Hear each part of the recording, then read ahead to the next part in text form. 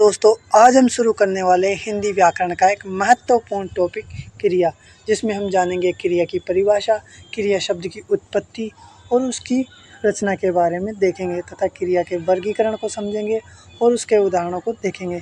तो चलो शुरू करते हैं। सबसे पहले हम देखते हैं क्रिया की परिभाषा। क्रिया किसे कहते हैं?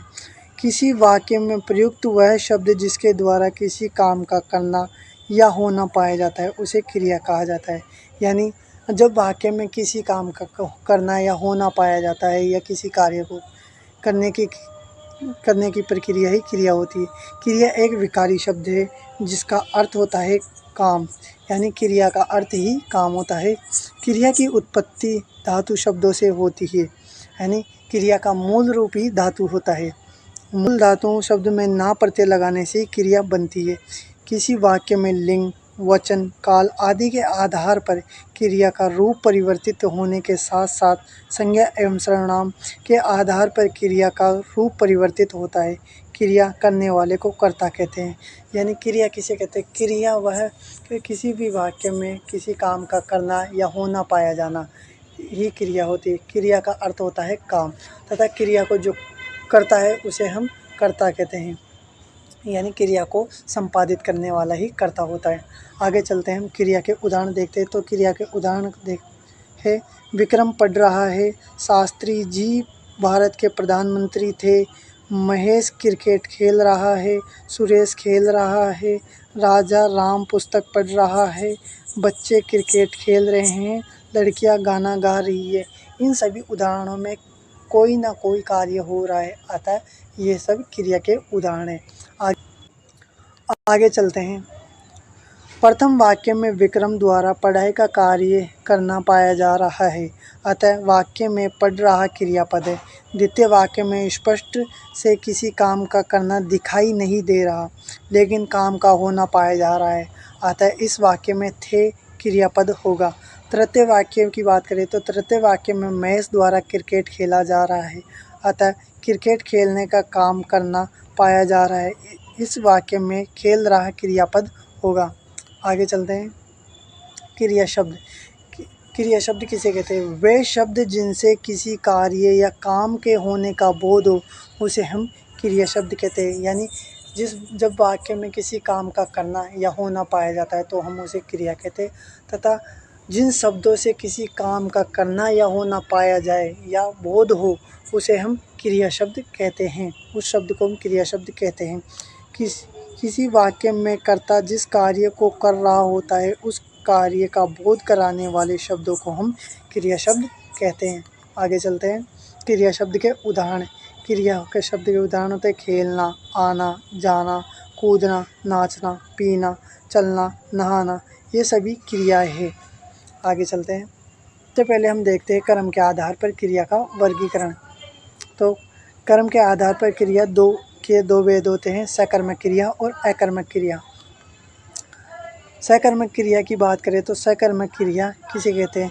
वे क्रियाएं जिनका प्रभाव वाक्य में प्रयुक्त कर्ता पर न पड़कर कर्म पर पड़े उसे सकर्मक क्रिया कहते हैं। सकर्मक क्रिया का अर्थ होता है कर्म के साथ, अर्थात सकर्मक क्रिया में कर्म पाया जाता है। सकर्मक क्रिया दो प्रकार की होती है।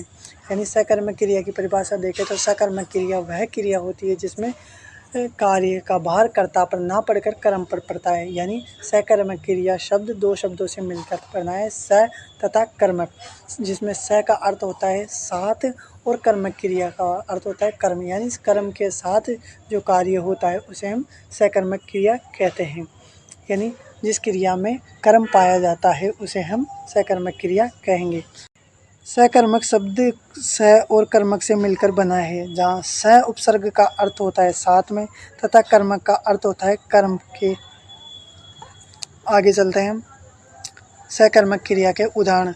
निम्नलिखित उदाहरण सकर्मक क्रिया के उदाहरण है जिन्हें पढ़कर आप समझ सकते हैं कि सकर्मक क्रिया में कर्म पाया जाता है और सकर्मक क्रिया के वाक्य कैसे पहचाने जाते हैं। तो सकर्मक क्रिया के उदाहरण देखते हैं। गीता चाय बना रही है, महेश पत्र लिखता है, हमने एक नया मकान बनाया है, वह मुझे अपना भाई मानता है। इन सभी वाक्यों में कर्म हमें देखने को मिलता है। कर्म इनकी पहचान की बात करें तो इनकी पहचान होती है, हम इन शब्दों में क्या का प्रश्न करते हैं तो हमें क्या का उत्तर मिल जाता है। यानी गीता क्या बना रही है, गीता चाय बना रही है। महेश क्या लिखता है, महेश पत्र लिखता है। हमने क्या बनाया है, हमने एक नया मकान बनाया है। वह मुझे क्या मानती है, अपना भाई मानती है। आगे चलते हैं। सकर्मक क्रिया को कैसे पहचानें। सबसे पहले आपको वाक्य में क्रियापद से पहले क्या लगाकर वाक्य को सवाल की तरह पढ़ना है। यदि उस वाक्य में सकर्मक क्रिया होगी तो आपको वाक्य में प्रयुक्त क्रम के रूप में जवाब मिल जाएगा। यदि आपको जवाब नहीं मिले तो यकीनन वह सकर्मक क्रिया का उदाहरण नहीं है। जैसे रमेश खाना बना रहा है, इस वाक्य में हम क्रियापद बना रहा है से पहले क्या लगाकर पढ़ते हैं तो रमेश क्या बना रहा है, इस सवाल का हमें जवाब होगा कि खाना बना रहा है। अतः इस वाक्य में बना रहा है सकर्मक क्रिया होगी। आगे चलते हैं। अकर्मक क्रिया किसे कहते हैं। अकर्मक क्रिया की बात करें तो अकर्मक क्रिया की परिभाषा होती है वे क्रियाएं जिनका प्रभाव वाक्य में प्रयुक्त कर्ता पर पड़ता है उन्हें अकर्मक क्रिया कहते हैं। अकर्मक क्रिया का अर्थ कर्म के बिना होता है, अर्थात अकर्मक क्रिया के साथ कर्म प्रयुक्त नहीं होता। अकर्मक शब्द अ और कर्मक से मिलकर बना होता है, जहाँ अ उपसर्ग का अर्थ बिना और कर्मक का अर्थ होता है कर्म के। यानी अकर्मक क्रिया की परिभाषा की बात करें तो अकर्मक क्रिया दो शब्दों से मिलकर बना है, अ उपसर्ग तथा कर्मक शब्द। अ उपसर्ग का अर्थ होता है नहीं और कर्मक का अर्थ होता है कर्म। यानी जब वाक्य में कर्म जुड़ा हुआ नहीं होता तो वहाँ अकर्मक क्रिया होती है। तो सकर्मक और अकर्मक क्रिया को कैसे पहचानें। यदि किसी वाक्य में कर्म उपस्थित नहीं हो तो वाक्य में प्रयुक्त अकर्मक क्रिया होगी, अन्यथा सकर्मक क्रिया होगी। सकर्मक और अकर्मक क्रिया को पहचानने के लिए वाक्य में प्रयुक्त क्रिया से पहले क्या लगाकर वाक्य में सवाल की तरह पढ़े। यदि उस वाक्य में सकर्मक क्रिया होगी तो वाक्य में प्रयुक्त क्रम के रूप में जवाब मिलेगा। यदि कर्म के रूप में जवाब नहीं मिले तो वाक्य में अकर्मक क्रिया होगी। यानी सकर्मक क्रिया में हमें कर्म मिलेगा। यानी कि जैसे हम बात करें कि सीता गाना गा रही है तो इसमें हम क्या लगा कर क्वेश्चन करते हैं कि सीता क्या गा रही है, तो हमें इसका जवाब मिल जाता है गाना गा रही है, तो यहाँ पर होगा सकर्मक क्रिया।